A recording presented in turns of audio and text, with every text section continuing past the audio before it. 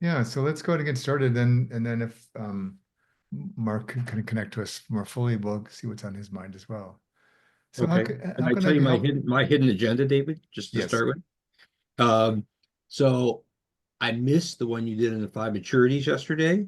Okay. Um, I've kind of half sat in the narrative coaching.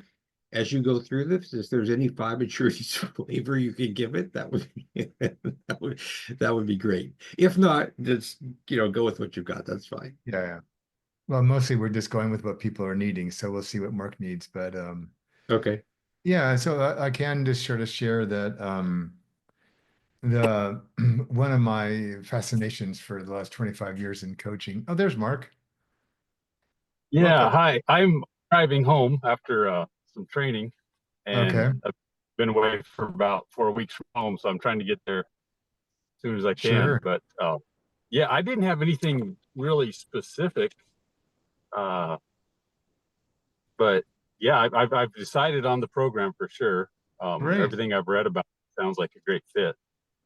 Yeah, um, All I'm right. sure I'll have lots of questions once we get started. Yeah. And once you get registered, then I have your email address, then I'll connect you with Kent, who was the graduate from last year who I thought you'd have a lot in common with and would really appreciate talking to. Okay, yeah, that'd be great. Like I said, I'm just getting some finances together before I register. Sure. So Fair enough. yeah, okay. Well, have a wonderful time with your family when you return. And yeah, Yeah, you know, and is it all just listen in as I drive? of course it is. Yeah. Okay. Yeah. Yep. And I might pull over if I get in a bad reception area. But yeah. Okay. Sounds good. Drive Where are safe. you at, Mark? What part of the? Oh, he's gone. Never mind. I, We don't. We I don't. live in Walla Walla, Washington. Oh, yeah. Okay. Yeah. And so I am driving through the Palouse wheat fields right now. Hmm. Glorious time of year to be driving through I don't know if you know this at all, but one of the top wheat producing areas in the country. And it's just a fabulous Well, and it's this for those of us who are beer connoisseurs, it's like heaven because that's where so many of the great hops and other grains are grown for the great Northwestern beers. uh, Beautiful. tremendously fertile. Like this topsoil up here is so amazingly rich. And um, they've even yeah, it's a long story. They've even developed special tractors that can really go on the side hills just to farm because every inch out here is Yeah, precious real. Oh, yeah, it's So all the volcanic activity over the centuries. Yeah, well, okay. And wonderful. I'm in Chicago, Mark. Just to give a and little. are you just are you involved with the Moment Institute before? You just knew? You sound like I'm maybe you new. didn't. I'm new, and I'm learning, and I keep showing up on David's Q&As. Oh, good. All right. You know, I I'm a listen. great admirer of his writings. Yeah, I've learned a lot from him already in writing. He is really I would say my coaching style has already shifted tremendously just from the little interaction that I've had and mm, the few ideas I've stolen from narrative coaching. So okay, it's Nice. great. great. All right. And I mentioned, David, I listened to your talk with was it Robert Robert Stevenson? And it Stevenson, just yeah. I mean, like probably 60 to 70% of it was like, yes, that's what I wanted to do. And then like the 30 or 40% of it was like, whoa, that's mind blowing. So it's gonna be good. Yeah. Yeah, it's fun. I'm working with a couple of younger coaches in their 40s, like probably early 40s, maybe late 30s, but who are doing a lot in the AI and coaching space, and they're kind of in that maverick space that I remember from that period of my life 20 or 30 years ago. And so it's been kind of fun to mentor them. Like one of them got really outraged that something happened, and I said, and she wanted to write this flaming email. And I said, well, you might want to just think about how that might land and who do you really want to be speaking to? And all the things I wish somebody had told me when I was that age. Yeah. Yeah. So it's always enjoyable to be able to give back and to continue to press on to what I think is more humane and more effective than a lot of what many coaches are taught. So, yeah. Yeah. Well, I mean, the one thing that to me was worth the price of admission was when you said coaching's using a therapy model. Yeah. Why does it have to be a 60-minute session? Yeah. Where did we come up with that? and then the second thing is even from the last Q&A, just about like what's really going on here before you start setting goals. I mean, Yeah. it's just uncorked all kinds of stuff. Yeah. So I'm gonna keep driving, but Dominic, I'm totally new to coaching. Okay. So, and you have some experience I coaching? do. Yes. Yes. Like, like David, I hear you talk about like kind of the difference between the narrative coaching and other more traditional, and I Yes. kind of, but I really don't know. So, Dominic, you find this substantially unique and different, the narrative style? I do. Um, so David would know this, and David, tell us when you want us to stop hijacking your session. uh, but I'll just answer the question. So David would know far better than I do. But there is an International Coach Federation. It was one of several accrediting bodies, and they kind of lay out guidelines as to what coaching, I don't want to say should look like, but what they'll certify. And I came to coaching about 10 years ago. I've gone through two ICF accredited programs, but I've never then carried the ball across the line to get their accreditation. And I kind of said to myself, why am I not? What is that's really kind of keeping me from doing this? And then when I heard David, it all kind of clicked. It was like, because Mark, they'll take an individual session and say there's 8 movements you have to have within the session to be an accredited, session, and all that kind of stuff. And I just thought that just feels very clunky to me and Hmm. Right. unnatural. When I heard David, it was like, oh no, this is much more, at least my style. Yeah. To go back to be in your world, Mark, when I was in seminary, my professor of liturgics was from Princeton and a great guy, really funny if you got him going, but very formal, very old school. And he's trying to teach, we're all in our 20s. We don't really know anything about anything. And so he's trying to teach us about all the sacraments of the church and how one does those. And then he got he got up and he had a funny side of himself but he tried to do something. We're doing communion. He's trying to do something what to do with the chalice and the communions. And he goofed up and he dropped it or something. Then he felt really embarrassed and then he started laughing. And then I don't know what got into him, but he started going on this like Monty Python like riff on the 10 ways to make a disaster out of communion. One was like, hey, like toasting the crowd. And we just burst out laughing, and it just totally humanized him. And then we had this little contest where we started, those of us who were Monty Python fans would start ad-libbing some new options. Well, there's 10 more that you can do. Yeah. And Yeah. but it, and then it got him to just relax and talk about the real what is really important to him. What was really going on, and it's analogous to me in like ICF that here's all these rules you're supposed to perform about how coaching should look. And sometimes coaching does look like that, but then people end up having to conform to that structure, even though there's very little science to back most of it up.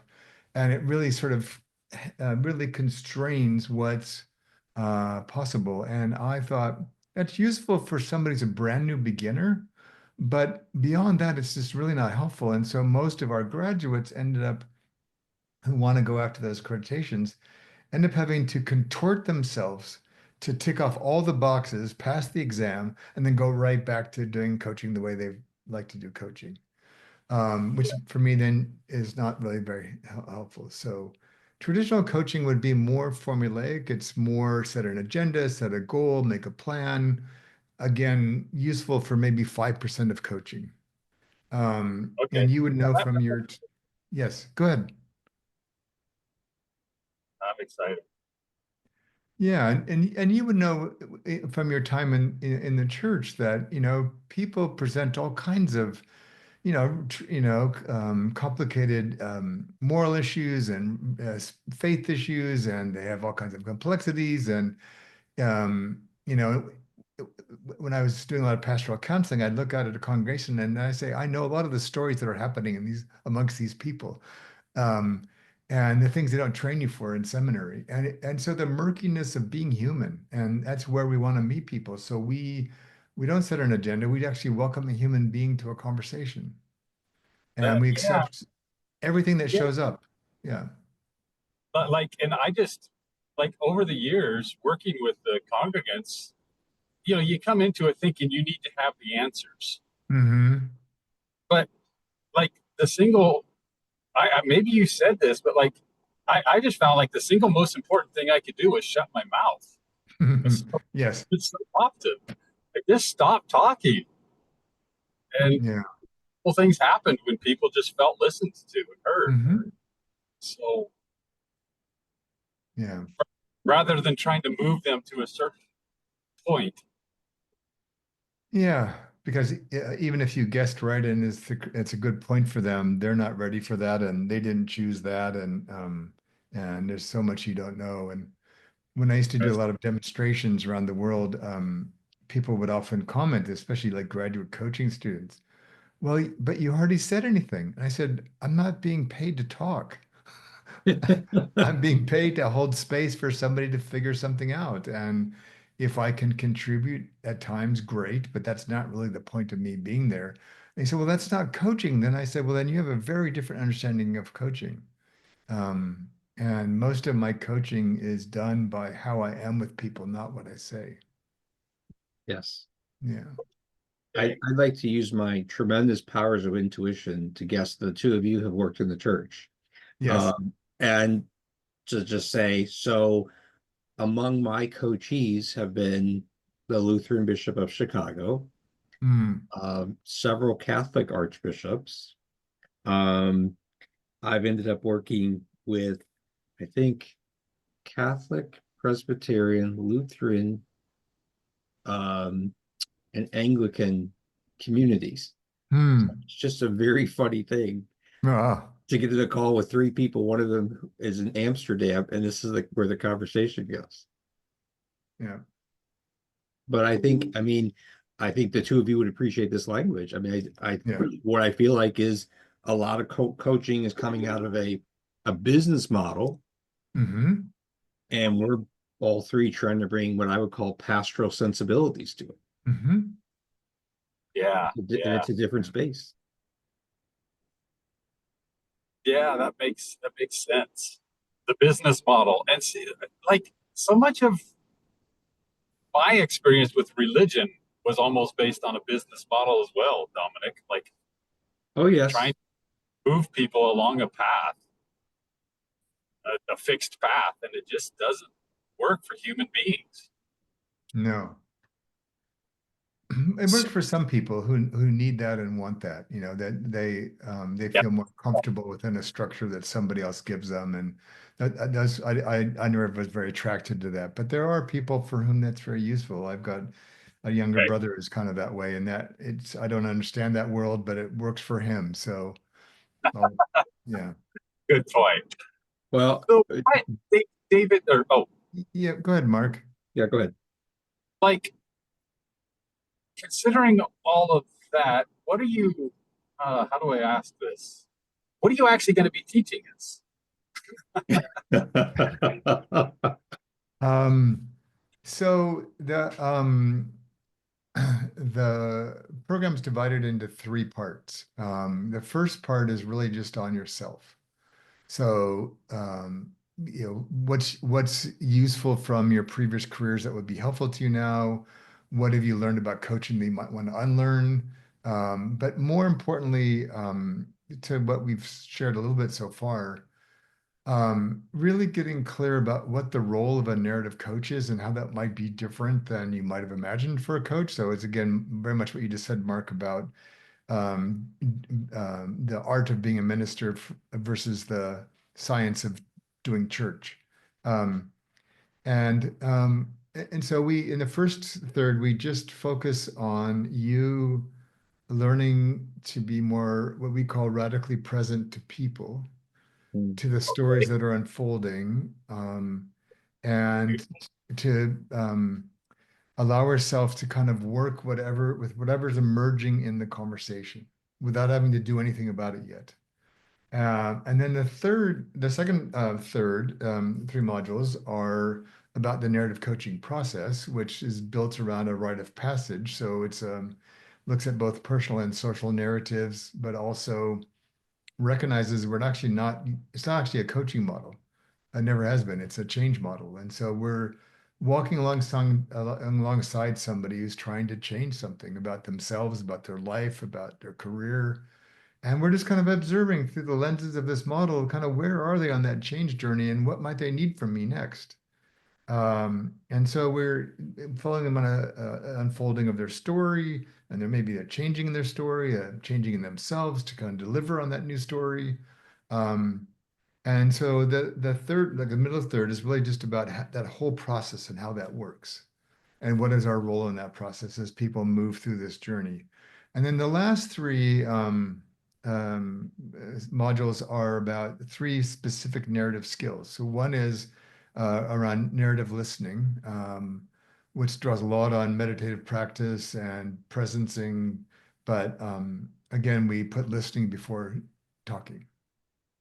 And so it's about because one of our two of our core principles in narrative coaching is one is that the resolution is already present.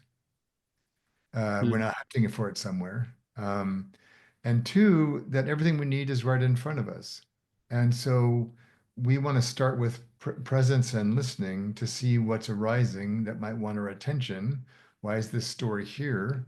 Um, and then the second module then is about narrative inquiry. How do we inquire into that story? And then the third one is we don't set goals very much. So we have other means by which people can create more structures for their success. Um, Okay. yeah. Yeah. Wow. The narrative inquiry, that Yeah. part is intriguing. But so is that like learning to understand what the story is actually saying, or what, or using the story? Can you Yeah, speak? in part.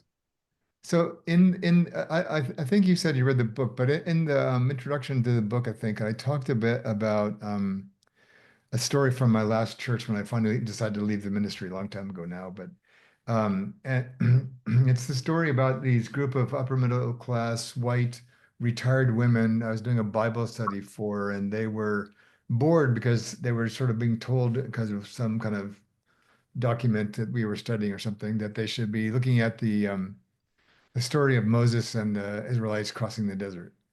And and um, and they just weren't interested in. And so I just stopped. And I thought, well, it's not interesting. So what's going on? And they said, well, we've talked about this, for since we were kids. We know this story inside and out. But like, it doesn't really mean anything to us anymore. We've never been slaves. Like we can't really relate to this. Yeah. And so then I thought, oh, okay, well, what could they relate to? And so I said to them, have you ever felt enslaved? And then we spent an hour. I couldn't get them to stop talking about being a woman in a man's world in the 50s. Two of them had had degrees, which were very unusual for women of their era, and neither could find work back in those days as a woman. They talked a bit about poverty and having money and so all of a sudden that whole passage became alive for them. Um, and so the narrative inquiry is not what does this um, how do we analyze this story or how do we interpret the story? We're not gathering lots of information even about the story. We're trying to find something in the story that speaks to the client of their own story that opens up a doorway to part of themselves. So the story, the content of the story about slavery or slaves didn't relate at all to these women. The notion of enslavement was like bang, there that was our conversation. So we do the Yep. same thing in narrative coaching. We play with characters, we play with metaphors, we play with chairs, we do all kinds of things to kind of bring the story alive in the room and figure out what it's trying to tell us. Okay. Okay.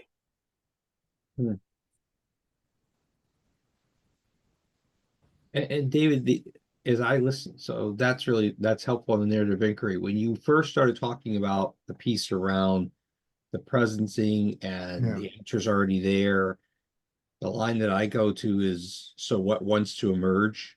Do you know Yeah. Arnold Schlarmer's work? Yes. Would you say that there's a parallel in what you're doing, so what Otto's doing? Yeah, so they both have I don't know all the background to his model, but it's really the same, it's a derivative of the same original work that I've used. Um for me, I've always been a bit more, I like the narrative coaching model better because the loop is completed, whereas his just kind of opens up into this U. And Yeah. that it's that crossing of that chasm that's always the hard bit. And Hmm. so I wish he would do more with that. But yeah, it has some of the same features to it. Yeah, Yeah. Mark, this is something called Theory U, developed by a guy at MIT. yeah, Um, and I think out of the management school, but it's been picked up in the business world, but it's also been picked up by a lot of faith communities. yeah. I've used it with a lot of faith communities, and people know it. Hmm. Okay. Yeah. Not heard anything about that, but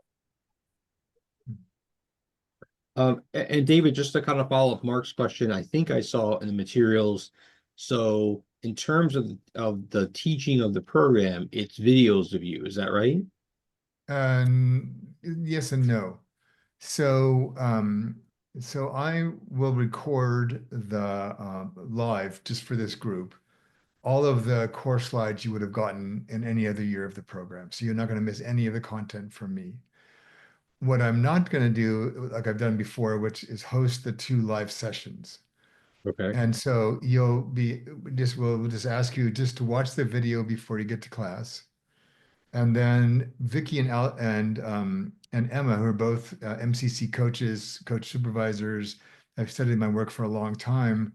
They're going to facilitate the two live classes, which will be all about practicing and getting feedback and just sort of discussing what you're learning. From a purely academic perspective, they're actually probably better at that than I would be because they're Okay. much closer to where you are than I am. This is just who I am and have been for my whole life. So I think I'm pretty good at what I teach, but they're going to remember the journey they were on. So like they were both hardcore ICF coaches in a way, and now they're not. They're both in ICF still for business reasons, but they completely transformed their practice. So they know what that journey is like. Um, so I will come to the orientation. I will come to a couple of Q&A sessions we're going to have partway through the program. I will come to your graduation. I will be meeting with Vicki and Emma throughout the program, but they'll be managing the practice sessions with you, not me. Okay. But I'm helping them build all the slides for those. So for me, it's kind of the best of both worlds. You get an extra session than anybody's ever had before because you get a session watching me, and then you get two sessions live for every module. So I think that's kind of a cool deal. And then yeah, and then this will kind of feed into what we're doing next, which is to build a community of NC graduates Okay. and much more robust than we even have now. So this will be the last year that the program is offered this way. So okay. David, yes, what like you mentioned the videos and so what, but what other anything else you would recommend in the next few weeks before to learning or reading or watching? there's some nice videos on our YouTube channel of me demoing narrative coaching. Yeah, okay. That can be useful. There are a number of shorter articles that I've written in the past that kind of tell you some of where this came from. Um, uh, yeah.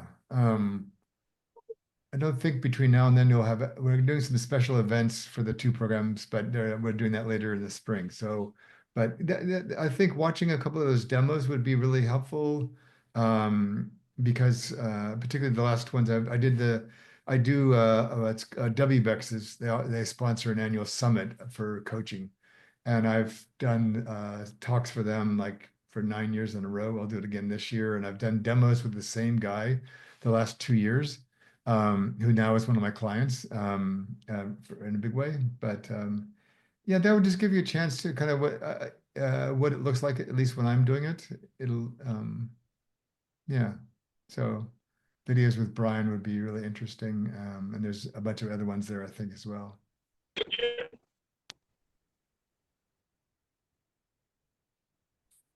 I think You're breaking up, Mark, so if you're trying to speak.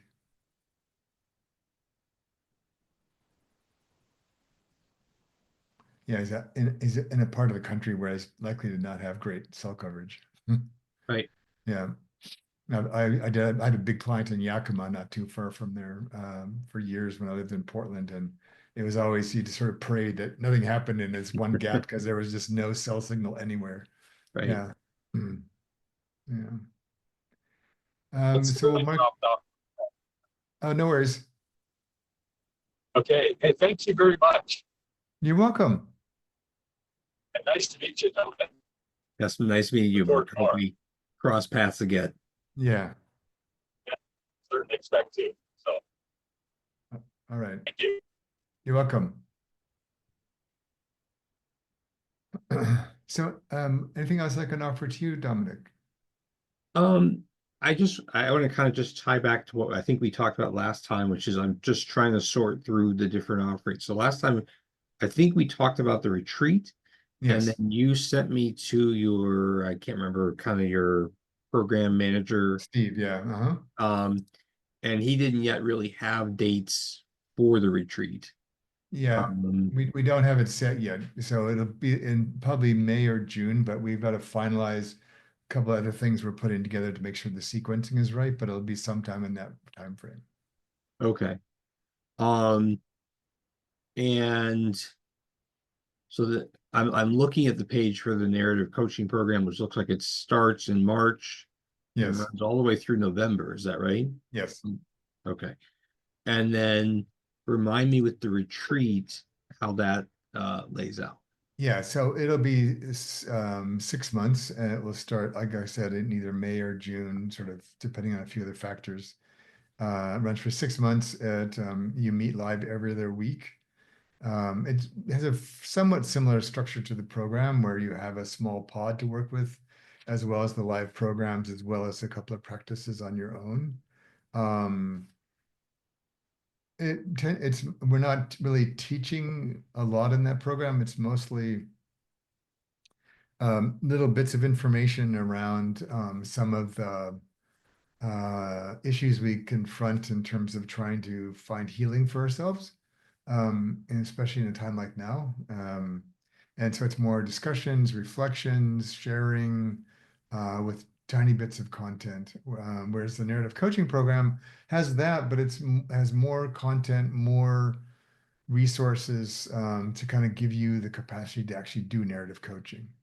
Whereas the retreat's really just for yourself. I mean, it will make you a better practitioner, but it's really aimed at the individual. Okay. Yeah. Okay.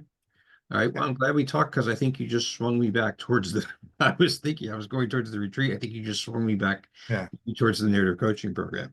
Yeah, and you'll get some because it's all based in the same philosophy. So you'll get the grounding in that either way. But I think I was just actually working on the website and I was writing on one of the pages that we're updating about um, a lot of the world in which coaching was born is not the world we live in anymore, which Yeah. makes ICF even more outdated and irrelevant in some ways. And so and then my whole thing with the five maturities, where that's heading, not yet, but that's where it's going eventually, is we need new kinds of practitioners that are far beyond coaching. People like Mhm. myself have done for a long time anyways, but we need to kind of formalize some of that. So I'm working on some projects around that. But so the narrative coaching is about it's always been kind of on the edge of coaching anyways, but it's now, I think what we've seen as normal the whole time, the rest of the world is like recognizing, oh, we probably should look at some of those things. Yeah. And so it gives you more, I think, practical skills around what to do with all this. And is a nice kind of foundation for kind of figuring out what needs to shift in your practice to kind of meet the demands we're facing now. Um, and then you'll connect to, I don't know, we probably have had, I don't know, maybe 3,000 graduates from narrative coaching over the years. Oh, And wow. Okay. yeah, um, yeah, so we're doing some things to start connecting more of them back to each other. And um, yeah, and the retreat will always be there. And we're doing we're going to introduce some smaller things to give you tastes of the retreat on a monthly basis for people that don't want to commit to the whole retreat. They can Okay. do that at a pretty low cost, and yeah, but it will have some of the same features. Um, yeah, yeah, Okay. yeah. Okay. All right. This is very helpful. If can I take you on one tangent? Sure. Because I'd be interested in your take. So as I said, a lot of my work has been with faith communities, Hmm. and I've also done stuff with, Dow Chemical and Liberty Yeah. Mutual Insurance, and because I have to pay the bills. Sure. Um, but I've just been thinking a lot. You look at any of the numbers on church attendance that's not Yeah. evangelical, and even the evangelical churches are struggling, right? I've just been thinking, as you talked about how much our times have changed and how much our world has changed.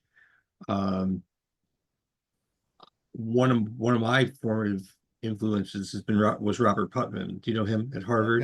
Yeah. Right, Bowling alone. Yeah. right, exactly. That's what I wrote my master's thesis on. Oh, wow. And for everything that they are, churches continue to be these mediating institutions, and there aren't a lot of them, right? These No. places where when your life goes south and you need a community, churches are one of the few places I think that are still on the Yeah. landscape. Yeah. Um, and so as I work with them and I continue to have them as clients both, so I'm doing a leadership development program, creating one for the Catholic Archdiocese of Chicago, um, and continuing to do coaching, in a number of different realms. I'm trying to think about, so what's the world that churches find themselves in the 21st century? And Yeah. what's the role? I said to a group of them last week, I said, I know what a good 20th century pastor looks like. I don't know Yeah. what a good 21st century pastor looks like. Yeah. Um, yeah. I don't either much. I did see something the other day that the Pew Foundation, which is probably the most famous foundation in Yep. the church space, you would know of them. Yep. They're actually, because there was all this talk for the last couple of years about the demise of the church, and numbers were plummeting and people were becoming atheists and doing all these things. And this last one I just saw the headlines on said that that's actually plateaued now, and it's actually growing again. It's not like I grew up in the Presbyterian church. I was fourth generation Presbyterian minister. I was in the pinnacle of the Presbyterian church's heyday, right? Yeah. Right. Um, uh, uh, and I loved it. It was great for the very reason you described. That was my, yeah, it was great. But so like that, those churches like Methodists, Presbyterians that were once the bulk of a upper middle class white or largely white Yep. professional class, they're all old and gone. That's fading significantly. Yes. There's the sort of evangelical wave is kind of really continues to grow, and these mega churches and all that stuff. Uh, to me, they're businesses. They're not really even churches. Um, Right. they're not, they're Agreed. not, they're not even religious. They're not even spirit. Yeah, anyways, don't get me started. But um, they're just wrong. But they attract a lot of people who Go want ahead and that. preach it. That's right. Yeah, they're just fundamentally wrong. But yeah, but they appeal to a lot of people who, like you said, want community, want some sense of purpose, want schedule, something to go to and do. Their world seems too big and scary by itself. Most of their theologies are not one I would understand or believe in, yeah, it's often simplified for people that just want basic guidelines and insights, and it serves them fine, right? And That's Yeah. And so like and for me, I grew up in the era when the church, of Thomas Merton, and so mystics, spiritual teachers, social action. I wrote a book with Philip Berryman. I did all kinds of things. You wrote a book with who? Philip Berryman. Not He, Berryman. yes, Okay, all right, all he, right, he was anyways, okay. he was I an knew activist. Philip Berrigan. What are the Berrigan brothers? Yes, I met him a few times as well. Okay, all right, got it. But Okay, back in those glory days. But the church was very much about serving people, right? yes, And they still in some places do that, but it's now much more sort of politicized and much more right wing in places, and it's just so far away from that. oh Um, yeah, and has no, for me personally, having studied the historical Jesus for decades, has no bearing on what I imagine Jesus actually said, stood for, believed, felt, anything. right, right. So I don't know him, but I'm intrigued by his post. There's a guy that's on LinkedIn, can't remember his name, but he runs or works with a group called the Backyard Church. Oh, So I would just look him up. I mean, if you're interested, do some sleuthing. And I've run into a couple of these guys, and to answer your question about the 21st century minister. These people, they sort of are derivative of the all these churches that start with, they don't call themselves a church, they call themselves something else, and they're in a shopping mall or a yeah. business park or whatever, and they have clever names and clever marketing. For me, too many of them have bands, like rock bands up front and stuff. It's like it could I'm with you. entertain people. Yeah, Um, but some of them are really interesting because they actually are going back to there's interesting hybrid of sort of this, sort of, I don't know, hip Jesus, kind of a bit sort of, I won't say fundamentalist, but sort of traditionalists in their theologies, and very committed to social justice, yes, very yes, open to like gay and lesbian communities and things because they don't see the point. And so they have a much more open. They have more traditional theologies, but more open social norms. And they're kind of hip to things, but they're also very committed to street justice. yes, Um, and so I find them intriguing. To me, if there was a future in the church of the church that was all relevant to what I believe in, people like them I find are really they're closest I can see to, yeah, yeah. yeah. There's a fellow. Have you come across a guy? I think he's actually in Portland. John Mark Comer. You come across him? Comer. I'm Okay, pretty sure he's in Portland. I'm okay, not sure. Don't book that. But basically, he was the pastor of a megachurch and okay. completely burned out. And he has this wonderful book called The Ruthless Elimination of Hurry. The ruthless of hurry. Of hurry. The Okay, Ruthless Elimination of Hurry.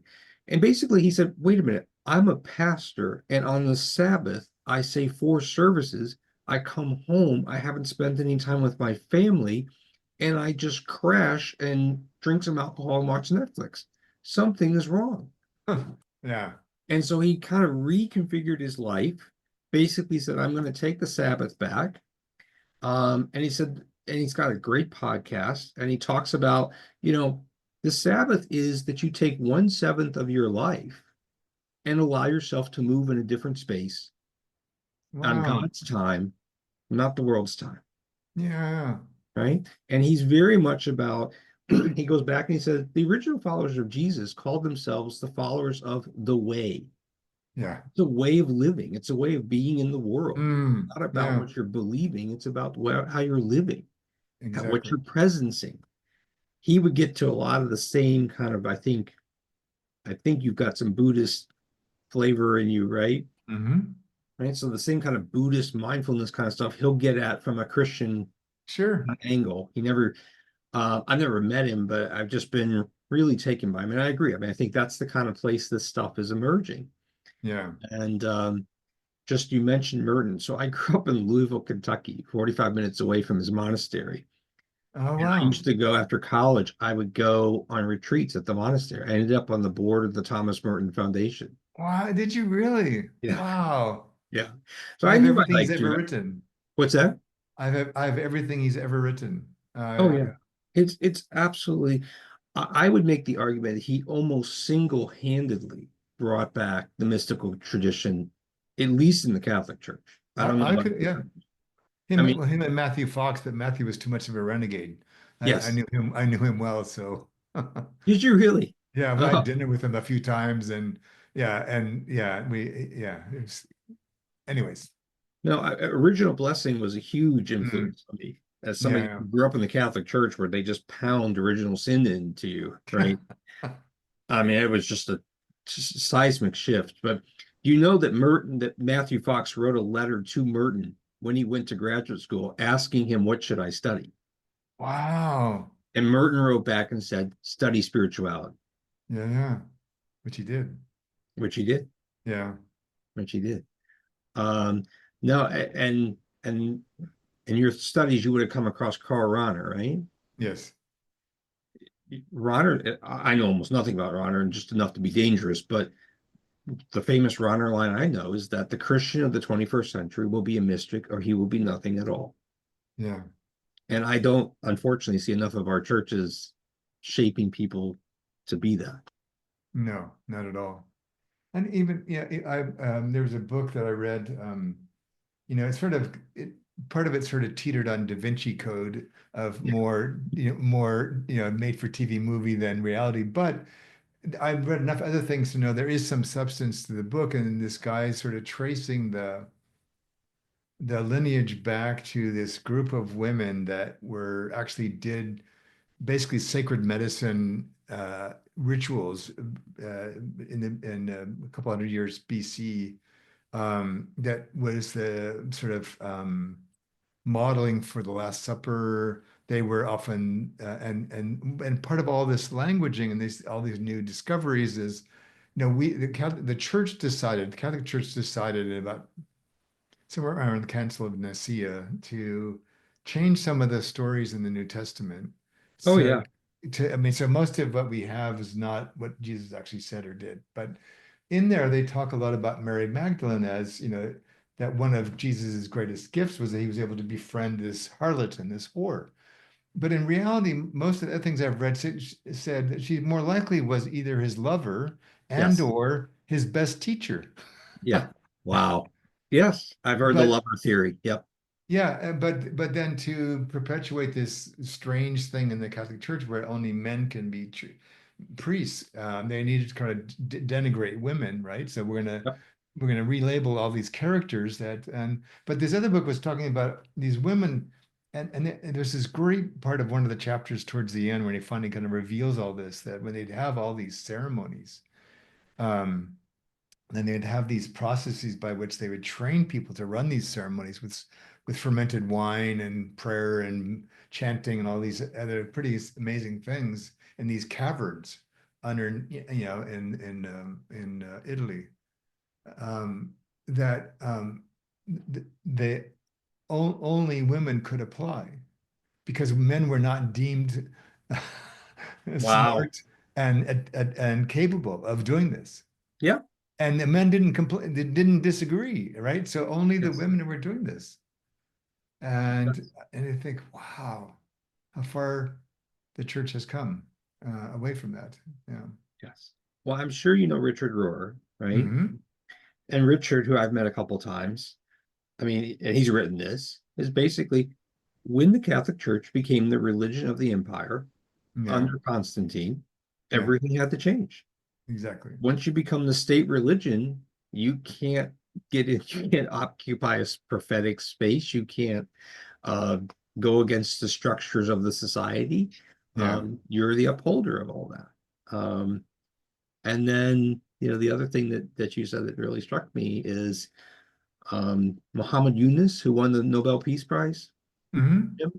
with micro lending. Yeah. Yeah. In India. Yeah. Yunus said, I mean, I don't know if it's still the case, but for the first number of years, he wouldn't loan money to the men. He said, if I loan the money to the men, they'll gamble it or drink it, spend it on Drink it alcohol. away. Yeah. If I lend it to the women, they're responsible for the households, they're caring for the children, they'll actually use it to earn income. Yeah. And, I mean, as somebody who has worked off and on with the Catholic Church for these last 20 years while it's gone through the pedophile scandal, it is completely clear to me that leaving men alone in power is not a good idea. No. No. Bad things happen. Bad things happen. No. Um, but just to kind of tie this all the way around the Yeah. coaching. So Sure. like here's my little Dominic social science analysis is that, you come into the world, you come into society, and in every generation, there's a group of people that I would, just for shorthand, who is the priestly ministerial kind of mindset or wiring or Yeah. whatever. Yeah.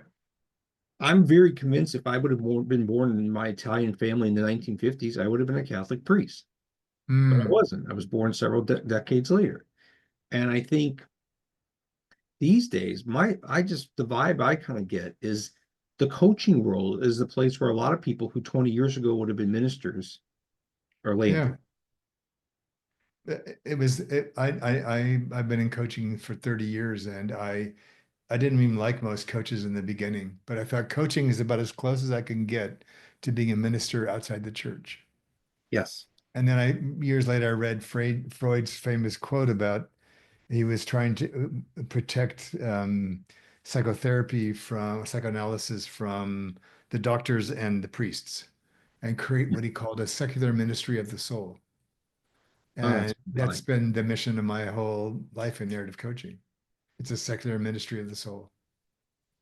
Yeah, that's beautiful. Yeah. That's great. Yeah. I have several mentors from my time at Georgetown University, and they call me, they say, you're a priest without portfolio. Yeah. That's Yeah, and say thank you very much. I yeah, appreciate that. Yeah. yeah. Mm. So and yeah, just like everybody else, I'm just trying to figure it out. So the only thing that makes it, you alluded to this with your the women who I think are helping you with your course, is that, you know, I have had potential coaching engagements that I get turned away from because I don't have the ICF credential. Hmm. Um, but at the same time, I know, like, I started a thing with a group at Children's National Hospital last summer in Washington, D.C. And there was another woman there who's an MCC, and she got the higher level the vice president he wanted it for his directors and managers. He didn't want to do it himself. Okay. So this woman, the MCC, gets the directors. I'm not ICF credentialed. I get the managers. But in one session with the vice president, I don't know what I said to him, but he says, let's talk again. And we've been talking every week basically since July. It's not, Wow. he won't call it coaching. Well, actually, at this point, he does call me his coach. Okay. But the MCC, who's got all of her, standard ways of operating and all this kind of stuff, I mean, I think she's doing fine. But I'm the one now who the vice president who's funding the whole thing calls on the phone Yeah. and talks about what the extension of the contract will look like and everything else. And I mean, I'm not trying to puff myself up, but I think it's like, I started listening to your podcast, a podcast Yeah. with you last summer. I was like, this guy has great stuff. And I started pulling it right into what I'm doing with him. Yeah. Yeah. And I think that's the results that you see. It's great. Yeah. So I just, all that is by way of saying, I mean, I just feel like what you're about resonates with me in so many different ways. Yeah. I mean, I'm really appreciating learning more about your own background. I hadn't realized all that. And so we have a lot of sort of mentors in our background over here that we share in Yeah. common. Yeah. Yeah. Yeah. Um, yeah, I'm sure we'll find more. Yeah. Yeah. Yeah. Hmm. So, um, I would say, let me go look at the program for sure. Okay. And you mentioned one of the other things I like about you is it seems like you have tried to bring an intellectual rigor to what you're doing Hmm. in your writing and Yes. publishing and that kind of thing. What kind of things are you writing now? Or where's your thinking now? Or where do we find, how do we follow your thinking? How about that? Yeah. Um, yeah, so I realized I didn't really have the egoic structure to be a coaching celebrity, which I could have been and I was in the beginning, but I didn't really like that. I didn't like who it made me. But so I realized my intellect was my ticket in, so I just wrote and wrote and wrote and edited big books and did all kinds of things, and that was my way to get in front of people, and then I could show them what I did. So there on the website is, I think, a list of the bibliography of things I've written. You can go on ResearchGate online and find many of them. If you can't find something, let me know.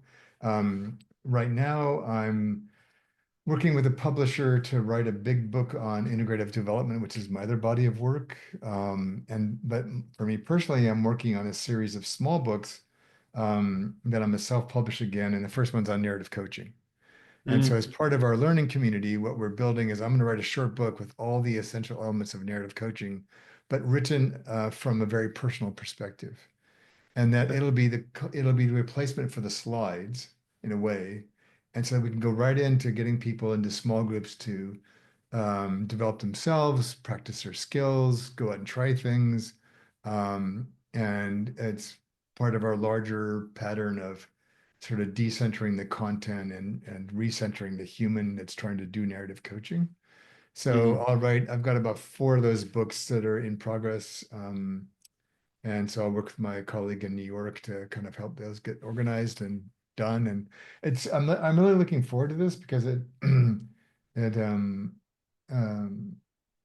it's a way to capture sort of a life's work in some very simply accessible formats. And then I can kind of get the community going and all the things parked over there, and then turn my attention almost completely to the five maturities. Um, good. yeah, and so that's sort of again, as a pathway to a secular ministry of the soul. Yeah. I'm going to start using that line.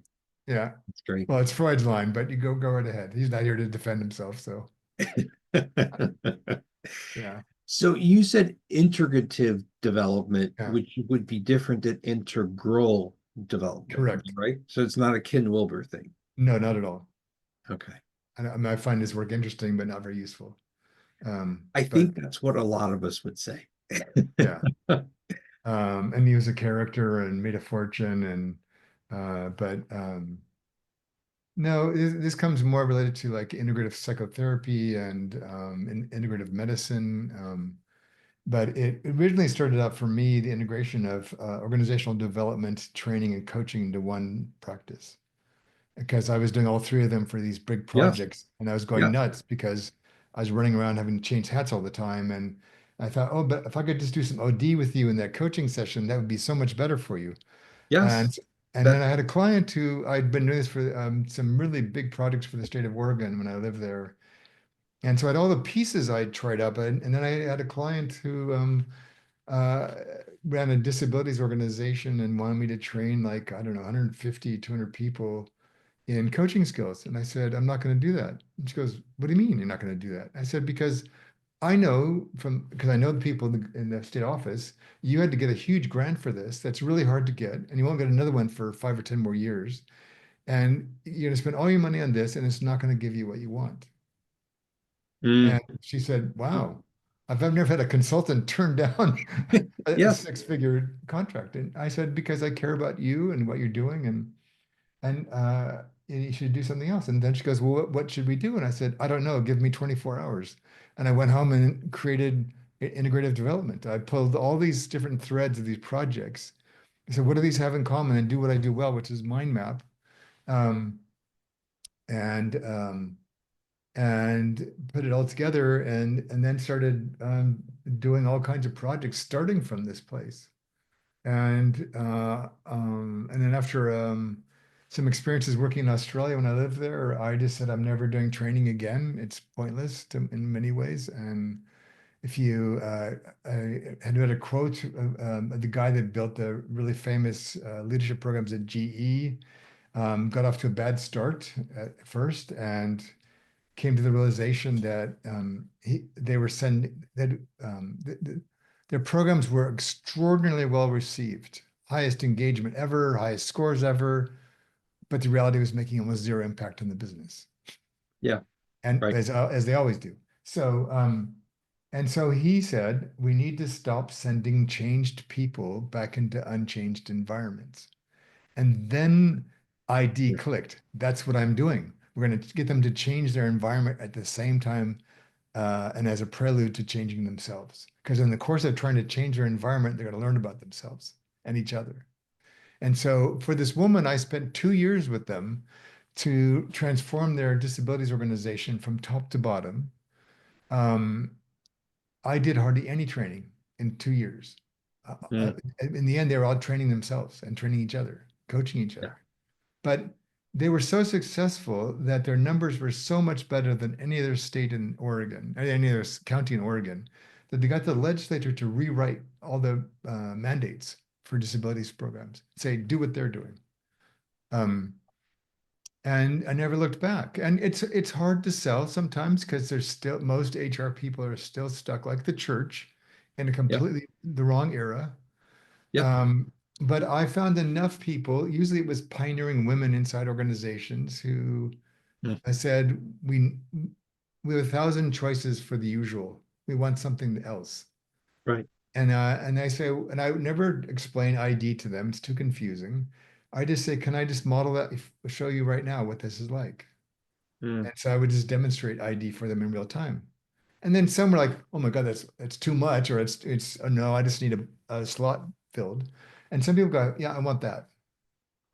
mm, So yeah, and so and then during the pandemic, I just started teaching people, and yeah, but I thought to get I'd like to. OD's kind of faded, and there's not much to replace it, and so I thought I need to write a definitive textbook that gets it out there in the world as a thing. And then yep. I'll have my program about the thing, but then other people can pick up the thing and go create other programs, which would be great. Um, yeah, so I'm going to work on that as soon as I get the contract from the publisher. Okay. So, I mean, you just named my existence for the last 20 years because when I first started doing my background is I come out of I was in a survey research shop at Georgetown. Okay. And we had clients coming to us and they wanted surveys and focus groups because they wanted data. But really, what was going on is there's some big challenge the organization had. And they Hmm. thought that if they had some data, that it would solve their problem, which of course you and I know it doesn't. Silly them. Right. So then I started getting really frustrated that we were generating all this data and began to explore OD. Mm, I started to do some OD projects. And then once I learned what one of my early mentors in OD said, well, the thing you always have to do to make sure your project is going to be successful, you have to coach the leader. yeah. So then I started getting interested in leadership development and coaching.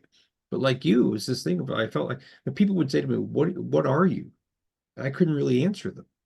Mm, I My best answer was just I'm a guy who tries to listen a lot.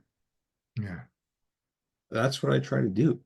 And then generally, if you listen long enough, to your point, the answer is usually sitting there already. Mm, hmm.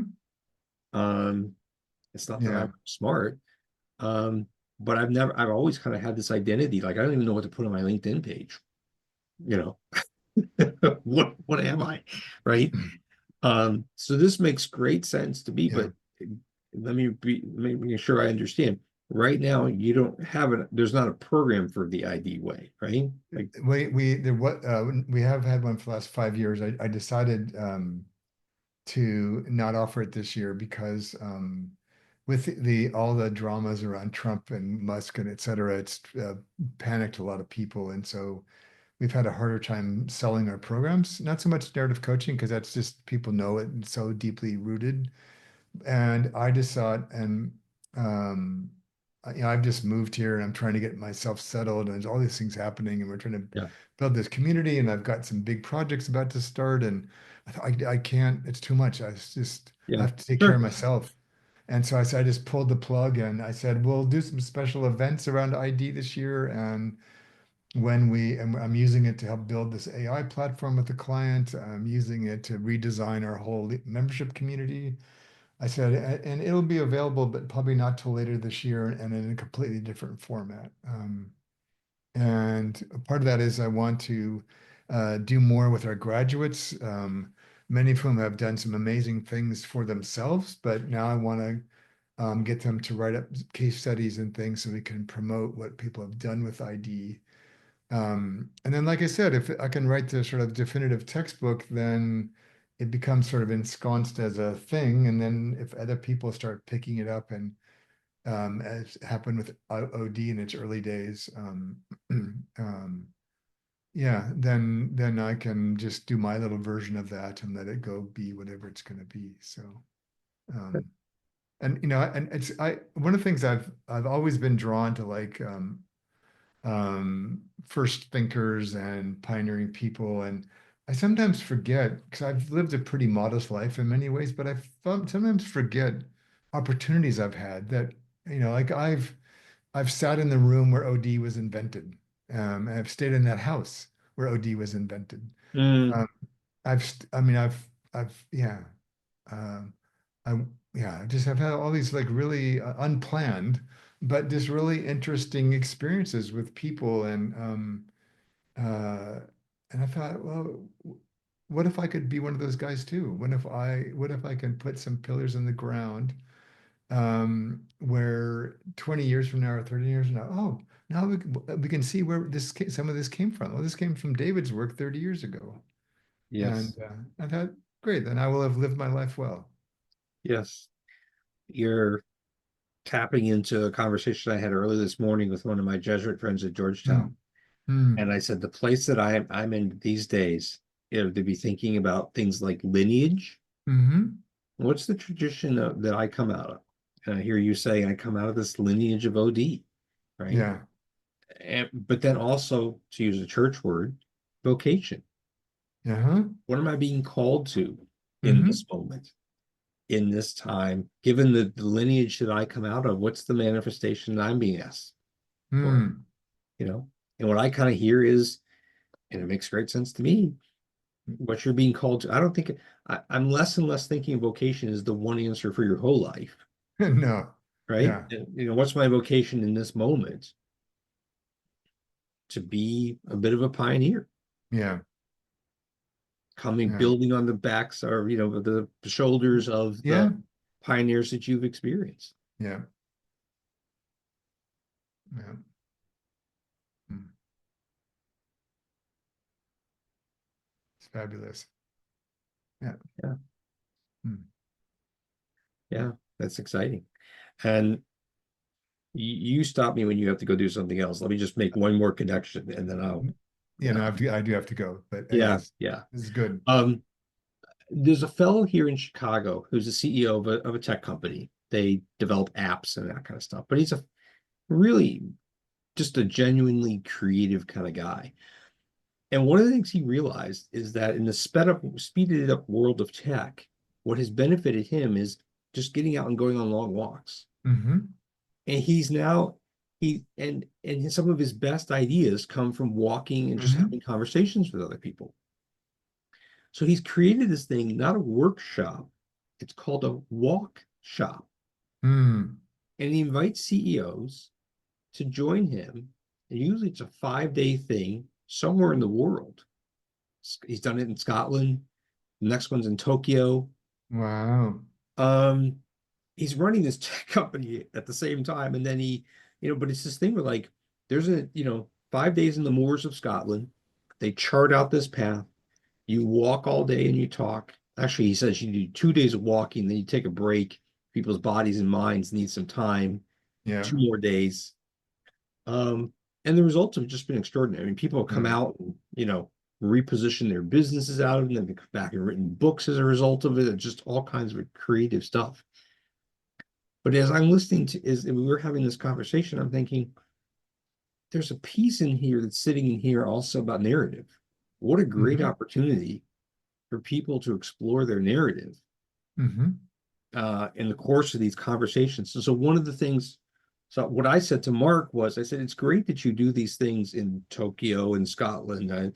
I said, but if you're a mission-driven leader in the Chicago area, you may not have the budget to go fly off to a week in Tokyo. Yeah. You know, I said, could we do one this summer out there's some, lovely places around where you could spend several days hiking and walking and that kind of thing. We do one here in Chicago. So we're talking about doing that.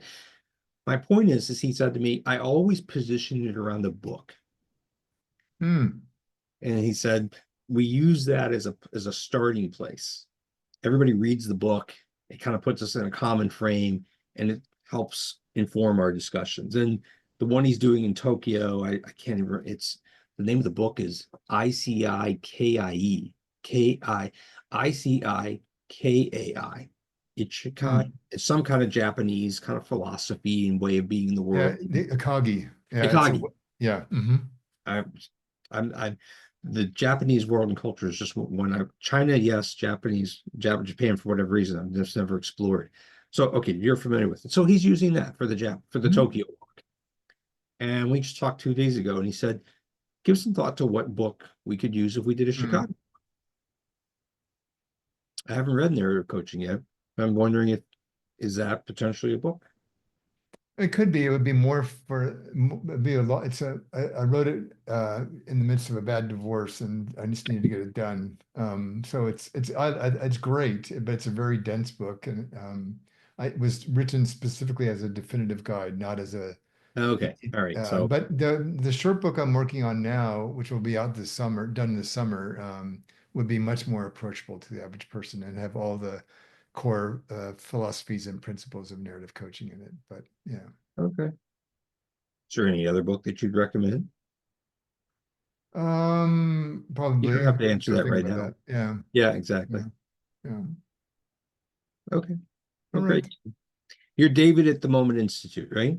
Yes. Okay. All right. If I have follow-ups, I'll send them to you. But this has been great. Good. Well, thank you. Yeah. Yeah. And I hope to see you in the narrative coaching program. It'd be great. Yeah. Well, that'll be my last question to you. Where do I put my last little shekels? So I can do a program this year. Should I do narrative coaching or should I wait for your updated ID way? Oh, Because well, you that got me won't be very excited about the about integrative development. How do you say it? Integrative development? integrative development. Integrative Yeah. development. Some people say integrative, but anyways, I stumble over that. So Right. yeah, so we won't ever do programs again. So the both of the materials will be in a learning community starting, I don't know, 6 or 8 months from now. And yeah, and so we're gonna have a sort of a different learning methodology. It's more self-directed, more small group oriented. Um, for me, I think, the narrative coaching is probably a better fit for right now, just to Okay. kind of give you some structuring and languaging around this work. And then if that really works for you, then the retreat some other point in time, because that's where we'll spend a lot of my energy kind of going forward. So there'll be more of those, and would kind of help you go deeper to what you'd learn in narrative coaching. So that, Okay. yeah, Excellent. Okay. sounds good. Thank you. All right. Great talking to you. You too. Okay. Bye. Take care. Bye-bye.